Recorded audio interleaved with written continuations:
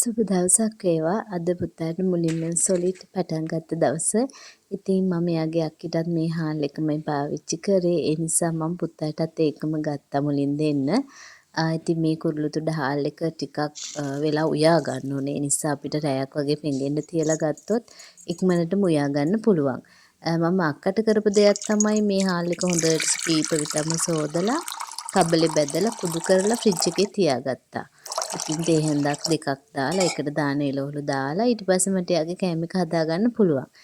මේ සැරේත් මම එහෙම කරනවා. ඉතින් මුලින්ම දින එක මේ විදිහට මම හොඳට හොදලා ටික වෙලාවක් පෙඟෙන්න තියලා උයාගත්තා. ඉතින් මේ විදිහේ thickness එකක් එන්න තමයි මුලින්ම මම හදාගත්තේ. ඉතින් මල්ලිටත් තේ හැන්දක් දෙකක් තමයි මුලින් මේකෙම දුන්නේ.